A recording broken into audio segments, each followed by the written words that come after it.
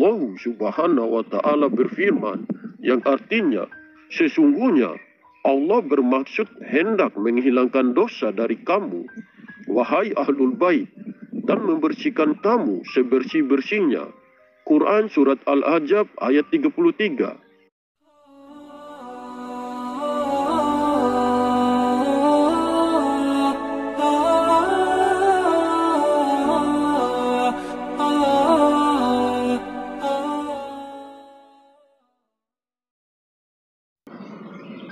Assalamualaikum warahmatullahi wabarakatuh. Halo sobat semua, selamat datang di MSLB Channel. Dari dulu hingga sekarang, sangat banyak sekali orang-orang yang menafsirkan tentang ciri dan kemunculan Imam Mahdi ataupun Al-Mahdi dengan penafsiran yang berbeda-beda. Mereka pun mempunyai keyakinan masing-masing tentang kemunculan beliau. Begitupun penafsiran oleh para ulama. Ada yang meyakini bahwa Imam Mahdi akan muncul dari Arab, dan ada sebagian juga percaya bahwa Imam Mahdi akan muncul dari Nusantara. Sangat banyak sekali kelompok atau individu yang mengatasnamakan diri mereka sebagai Imam Mahdi ataupun Al-Mahdi. Mereka yang merasa dan mengaku dirinya sebagai Imam Mahdi karena ada dari sebagian mereka bermimpi tentang hal-hal yang aneh, dan ada juga di antara mereka karena sudah dijaga oleh malaikat ataupun sudah dijaga oleh seorang wali, sehingga karena hal-hal semacam itu mereka langsung merasa dan mengaku dirinya sebagai Imam Mahdi ataupun Al-Mahdi. Ada juga di antara mereka yang baru memiliki ilmu kesaktian sudah langsung merasa dan mengaku dirinya sebagai Imam Mahdi ataupun Al-Mahdi. Padahal sosok manusia yang benar-benar pantas menjadi Imam Mahdi ataupun Al-Mahdi adalah seorang manusia yang mampu mewarisi roh kerasulan di dalam dirinya, dan jelas nasab atau silsilah keturunannya sampai kepada Rasulullah. Jika seorang manusia tidak terdapat roh kerasulan ataupun tidak terdapat roh sebagai khalifah di dalam dirinya, dan tidak jelas nasab atau silsilahnya sampai kepada Rasulullah, maka seseorang itu tidaklah pantas untuk menjadi Imam Mahdi ataupun Al-Mahdi. Sosok manusia yang pantas menjadi Imam Mahdi ataupun Al-Mahdi bukanlah dipilih atas keinginan dan kemauan manusia itu sendiri, tetapi haruslah mengikuti dan mempercayai sesuai dengan seorang manusia mana yang menjadi pilihan Allah Subhanahu wa Ta'ala. Kemunculan Imam Mahdi ataupun Al-Mahdi tidak ada dijelaskan di dalam Al-Quran, namun ciri dan kemunculan Imam Mahdi sangat banyak dijelaskan di dalam hadis. Sebenarnya semua hadis yang berkisah tentang Imam Mahdi tidak bisa dijadikan landasan atau dalil, karena banyak diriwayatkan oleh beberapa orang yang bermasalah. Apalagi pada zaman sekarang ini, banyak sekali kelompok atau individu yang mengatasnamakan diri mereka sebagai Imam Mahdi ataupun Al-Mahdi, sehingga hadis yang berkisah tentang Imam Mahdi semuanya tidak bisa dijadikan landasan atau dalil, karena banyak diriwayatkan oleh beberapa orang yang tidak memenuhi kriteria perawi periwayatan hadisnya.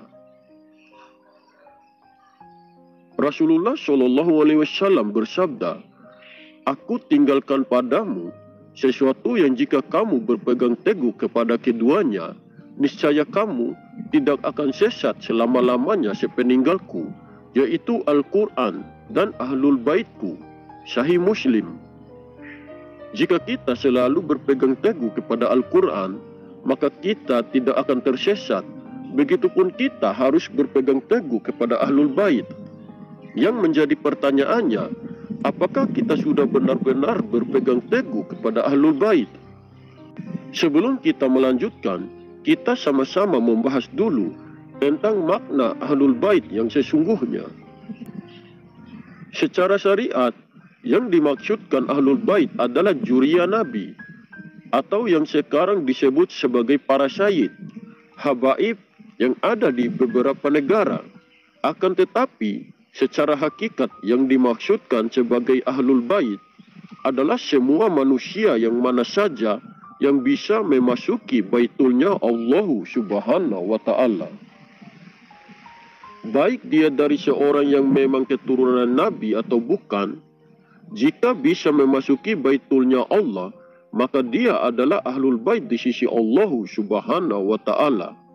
Sebaliknya, walaupun dia adalah juriya Nabi, jika mereka tidak bisa memasuki baitulnya Nabi, maka mereka bukan Ahlul Bait di sisi Allah Subhanahu wa Ta'ala.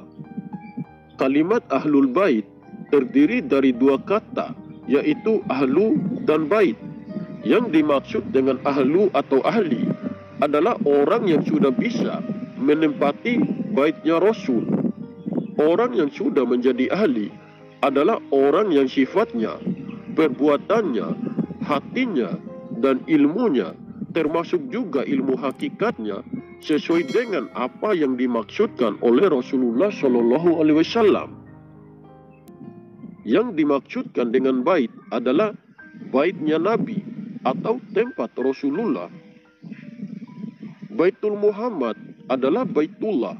Penghuni Baitullah adalah para nabi, para rasul, dan para aulia, para malaikat, para syuhada, para salihin, para ulama, dan orang-orang mana saja yang bisa memasuki baitulnya Allah Subhanahu wa Ta'ala. Rasulullah Shallallahu Alaihi Wasallam bersabda, "Baiti jannati," artinya baitku atau tempat tinggalku adalah surgaku. Aku yang dimaksudkan dari hadis tersebut bukan Muhammad bin Abdullah, tetapi Rasulullah atau Nur Muhammad yang menempati baitnya, yakni bait Allah Subhanahu wa Ta'ala. Seperti yang dijelaskan di dalam Al-Quran, Allah Subhanahu wa Ta'ala berfirman, yang artinya, Muhammad itu bukanlah bapak dari seseorang di antara kamu, tetapi dia adalah utusan Allah dan penutup para nabi. Dan Allah maha mengetahui segala sesuatu. Quran Surat Al-Ahzab ayat 40. Belum tentu juriya Nabi atau keturunannya sebagai Ahlul Bait Allah.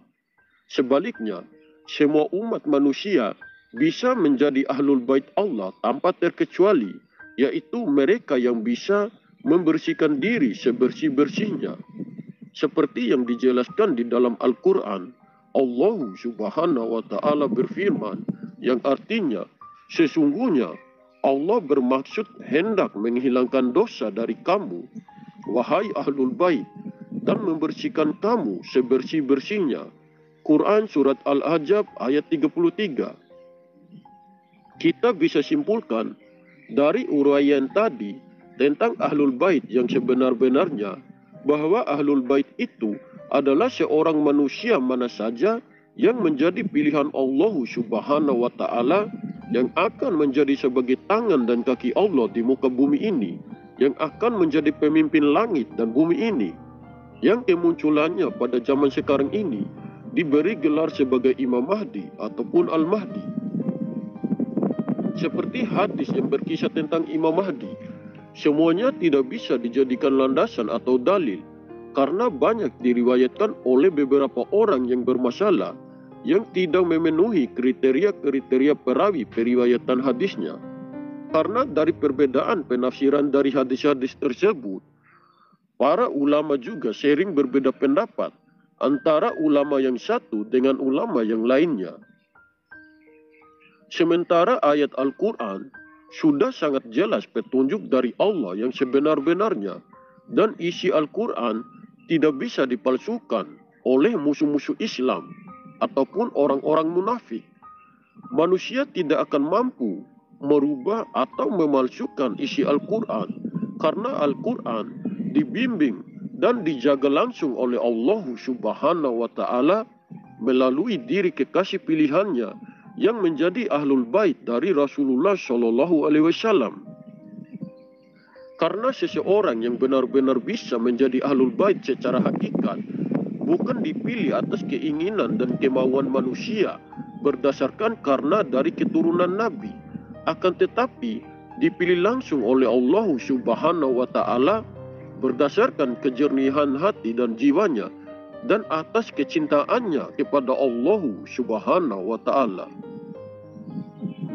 Seseorang yang menjadi ahlul bait secara hakikat itulah yang pada setiap zamannya yang diangkat oleh Allah Subhanahu wa Ta'ala sebagai rajanya manusia yang akan bertindak sebagai tangan dan kaki Allah di muka bumi ini, yang akan menjadi pemimpin langit dan bumi ini.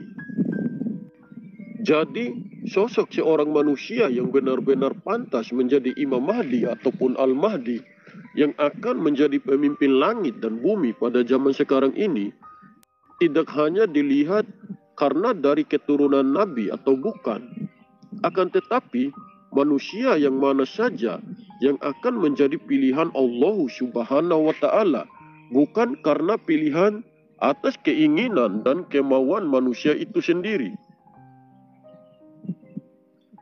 Manusia yang benar-benar pantas menjadi Imam Mahdi ataupun Al-Mahdi adalah manusia yang sudah mencapai kesempurnaan hati dan jiwanya, yang mampu mewarisi roh kerasulan atau mampu mewarisi cahaya di atas cahaya di dalam dirinya, dan jelas nasab atau silsilah keturunannya sampai kepada Rasulullah. Yang dimaksudkan sebagai silsilah penyambung Rasulullah adalah manusia pilihan Allah yang pernah mewarisi roh kerasulan di dalam dirinya, yang dulunya pernah menjadi pemimpin langit dan bumi pada zamannya terdahulu. Di sini saya tidak mengatakan silsilah keturunan dari Nabi Muhammad bin Abdullah, tetapi silsilah keturunannya penyambung Rasulullah. Saya juga sering menjelaskan bahwa Rasul itu bukanlah manusia, akan tetapi Rasul itu adalah jabatan tertinggi kerohanian. Makanya sampai kapanpun Rasulullah tidak akan pernah mati, karena yang mati adalah manusia yang menjabat sebagai Rasul Allah. Seperti halnya jabatan presiden, bukan presiden yang mati, tetapi seseorang yang menjabat sebagai presiden. Jika seorang manusia pilihan Allah Subhanahu wa Ta'ala sudah mewarisi roh kerasulan di dalam dirinya, maka seorang manusia pilihan itu akan dinamakan sebagai pewaris dan penerus Rasulullah di muka bumi ini. Yang diwarisi dari Rasulullah itu adalah roh kerasulan, roh sebagai khalifah, bukan mewarisi sesuatu hal yang lain. Karena yang menjadi pewaris dan penerus Rasulullah di muka bumi ini hanya satu orang saja pada setiap zamannya, yaitu seseorang yang mampu mewarisi roh kerasulan di dalam dirinya. Kalian ambil saja poin positifnya dan kembalikan saja pada keyakinan kita masing-masing. Oke sobat, mungkin ini saja yang bisa saya sampaikan. Lebih dan kurangnya saya mohon maaf. Semoga informasi ini bermanfaat. Terima kasih. Wallahu a'lam bishawab. Wassalamualaikum warahmatullahi wabarakatuh. Salam MSLB Channel.